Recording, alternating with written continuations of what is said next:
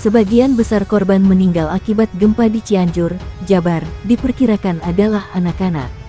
Kebetulan waktunya gempa bersamaan anak-anak mengaji di madrasah diniyah dan masjid-masjid, kata Menteri Koordinator Bidang Pembangunan Manusia dan Kebudayaan Indonesia, Muhadjir Effendi.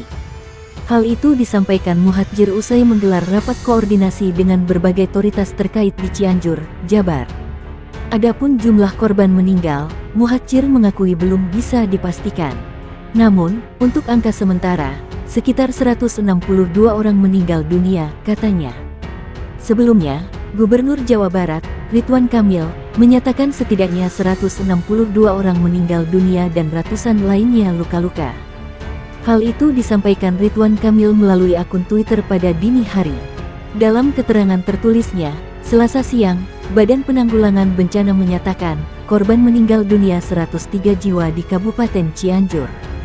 Adapun korban luka-luka 377 orang di Kabupaten Cianjur, 1 orang di Kabupaten Bandung. Lainnya, 1 orang mengalami luka-luka berat dan 9 orang terluka ringan di Kabupaten Sukabumi. Adapun 2 orang luka ringan di Kabupaten Bogor. Disebutkan, warga mengungsi bertambah menjadi 7.060 jiwa yang tersebar di beberapa titik. Sementara dilaporkan ada 3.075 rumah rusak ringan, 33 rumah rusak sedang, serta 59 rumah rusak berat. Korban gempa dibawa ke sebuah rumah sakit di Cianjur setelah kawasan itu dilanda gempa berkekuatan 5,6. Untuk penanganan pasca gempa hari ini, Menteri Muhadjir mengatakan akan memprioritaskan penyelamatan korban yang kemungkinan masih tertimbun reruntuhan bangunan karena banyak bangunan yang hancur akibat gempa. Basarnas sudah menyanggupi hari ini timbunan-timbunan yang diduga kuat ada korban, terutama korban hidup, itu akan diselesaikan hari ini.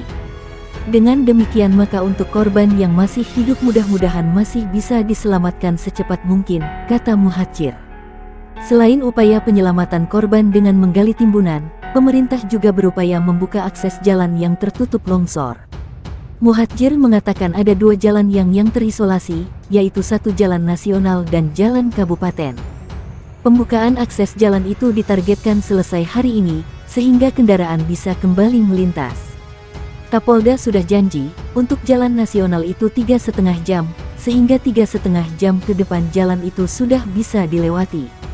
Begitu juga jalur untuk kabupaten, kita usahakan ditangani secara simultan, ujar Muhadjir. Dengan target itu, kemungkinan akses jalan yang tertutup akan bisa dilalui kembali pada siang hari, setelah pukul 12 siang.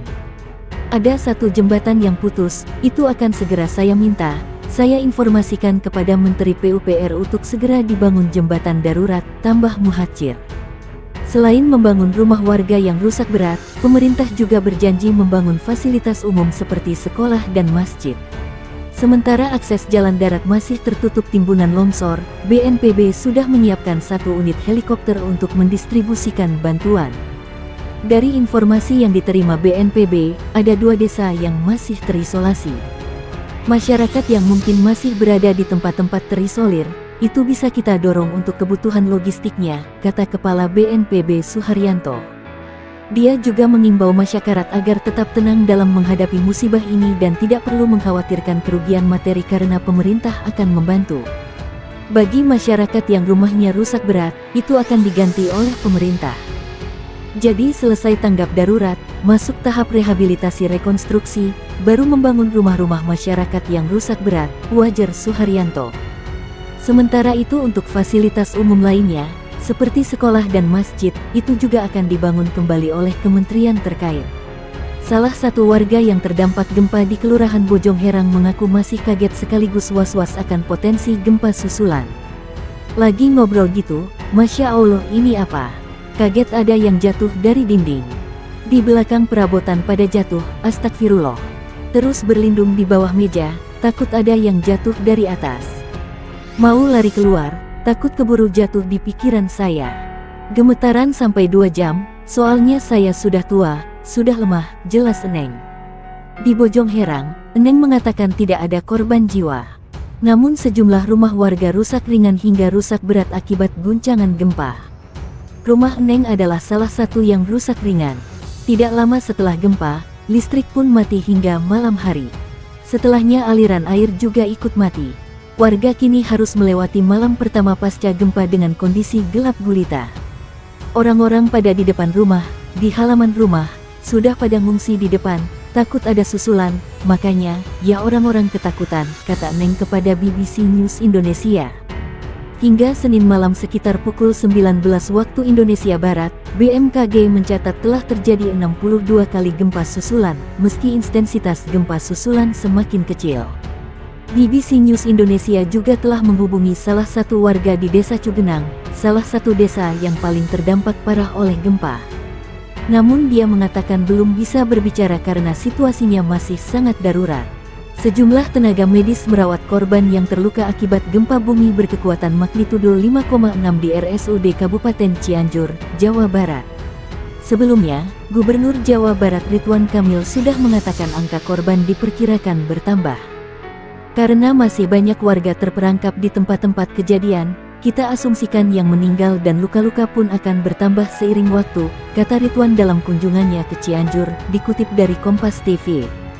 Ridwan menggambarkan situasi di lapangan masih keos dan warga di tempat kejadian masih dilanda ketakutan sehingga penanganan darurat banyak dilakukan di luar ruangan. Dijahit kepalanya, dijahit kakinya dilakukan di lapangan. Tindakan menormalisasi, ada yang stres, menangis, ada yang kepalanya baru dijahit dan sebagainya, jelas Ridwan.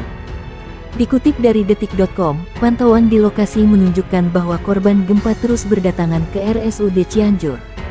Instalasi gawat darurat IGD disebut kewalahan menampung pasien.